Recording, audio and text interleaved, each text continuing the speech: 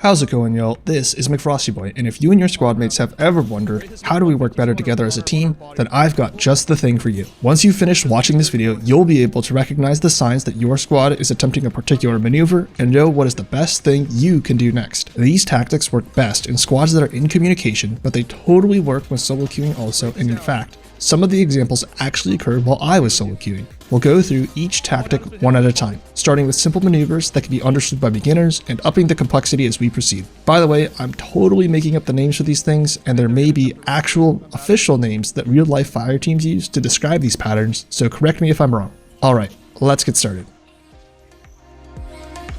Call 6 down, call 6 down. There's 2 down. That's all dead.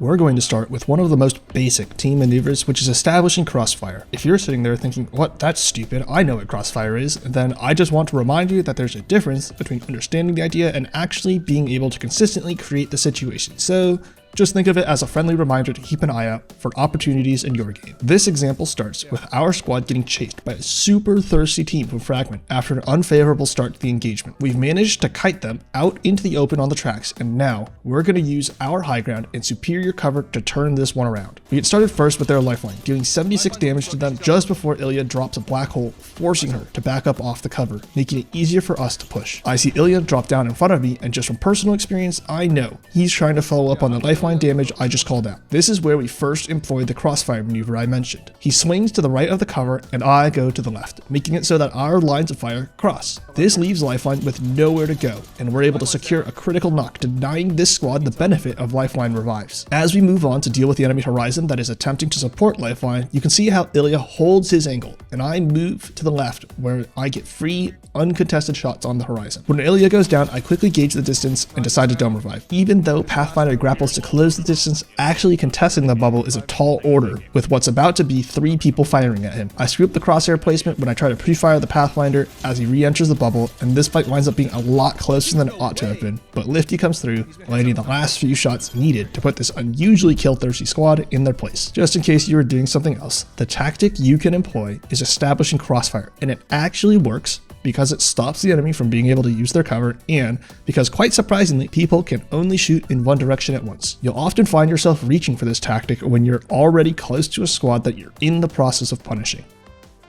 We'll step up the complexity just a little bit with the next entry in our tactical playbook, trading aggro. Our squad has reached the final fight, but we need to start establishing some presence inside the ring before one of the squads starts trying to gatekeep us. I run an aggro port leading back to the tower to give our squad a slightly wider margin of error as we begin this attack. I move to secure control of the high ground, but wind up getting contested by Horizon as my teammates get through the portal. I trade aggro with our Bloodhound, who shows themselves to the enemies on the left, and Pathfinder, who shows on the right, so that I can drop back to heal. This enables my 2 squad mates to keep working on controlling this important piece of high ground while ensuring that the enemy can't focus their damage and get a knock. It also comes with the added benefit of reducing the chance that we'll wind up body blocking each other's shots in the meantime. When Pathfinder takes damage on the right, I trade aggro with him by pushing forward on the right of the high ground. This makes me more visible to enemies on the right side as intended, but also leaves me close enough to support the Bloodhound, who has also moved forward. With me back in the game, Bloodhound backs up since they lack a proper escape if they suddenly get ganged up on, and now I've got the attention of everyone who is shooting at our squad so that we can rinse and repeat until we either kill everyone or run out of heals.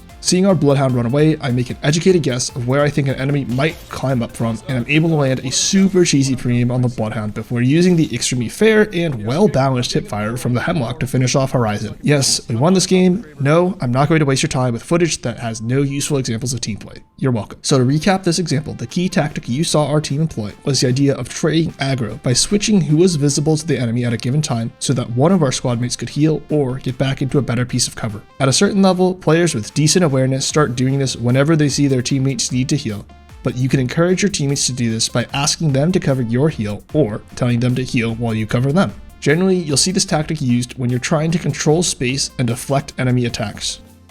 The next maneuver in our bag of tricks is going to be one called leapfrogging. This one is tougher than the others since it hinges on good cover transitions and quick execution. This fight starts with an advantage after we land significant damage on the enemy wraith. Realizing that the high ground to the right exists, both teams race to seize a superior position. Is this a full squad? I'm gonna climb up here, I think. Yep, let's go. They're getting up here. There's one that's got purple back here. Scanning 10. Upon reaching the high ground, I formed the front of our team's formation in an attempt to create an opening on the horizon. I deal sufficient damage to her to force her to heal, and Bloodhound leapfrogs past me, using the opportunity to advance when she ducks back into cover and giving me a chance to heal. Bloodhound is now the front of our formation and takes damage when applying additional pressure to the horizon. Of the horizon.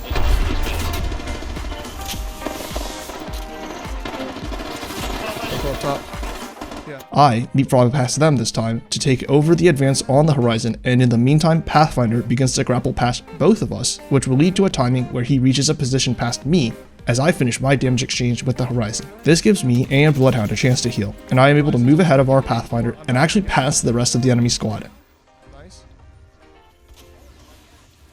I'm pushing. At this point, our formation encircles the enemy squad. The angles this creates, along with the overall HP advantages we've created along the way, makes it easy for us to clean up the rest of the enemies. Leapfrogging shares a lot of similarities to trading aggro, and the key difference is the amount of space that gets covered over the course of the maneuver. Trading aggro tries to keep control of a space, while leapfrogging actually seeks to actively move the overall squad formation forward. You can see how with each leap, our squad changed who was laying suppressing fire at the front of our formation, allowing us to keep a fresh body at the front of our push while still maintaining pace even as we healed off damage from prior exchanges. In short, leapfrogging is a maneuver where one member of the squad takes a forward position, holding the space until another member of the squad is able to pass them and take a more forward position, continuing until the squad reaches the desired position. You'll often reach for this tactic to suppress an enemy squad as you aggressively push to follow up on some other initial advantage.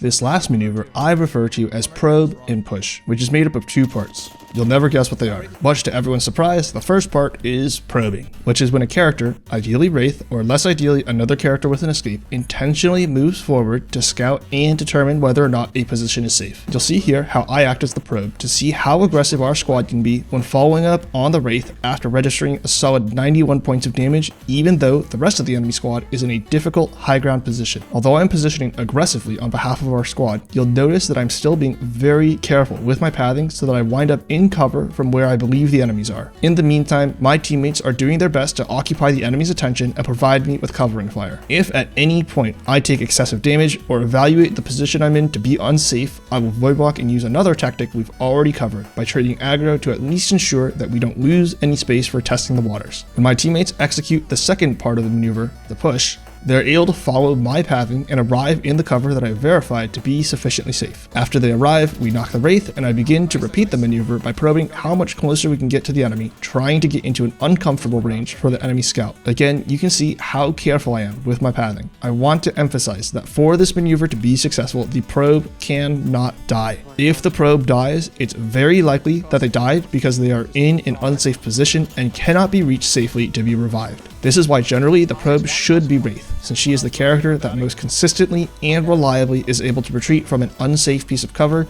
and can drop a portal so that pathing for her teammates is no longer a concern. I swear if somebody asks me, or worse, attempts to convince me that Mirage or Octane are acceptable probes, I will burn everything you love and cherish. I reach the choke point and find that the enemies are retreating, so my teammates perform the push step. With all three of us grouped up and healed, we're able to pretty easily clean up these enemies in spite of some questionable aim from yours truly. What makes this maneuver more difficult to accomplish is the fact that it's more complicated and requires correct judgment calls from the probe. While it's similar to leapfrogging, only one individual in the squad leads the advances to account for some positional disadvantage the squad is dealing with. In this case, enemies that were on high ground. From a certain perspective, you could say that the enemy attempted to perform the same maneuver against us, but their probe died because she didn't actually void walk back into cover. So to summarize the tactic we just covered, a probe and push play is one where a character with an escape, Wraith, probes for safe positioning and pathing, returning to their squad if contested. Once a safe position and path is found, their teammates push up to the safe position. This is one of the most challenging tactics, as you'll often use this maneuver when attempting to advance on a fortified enemy position.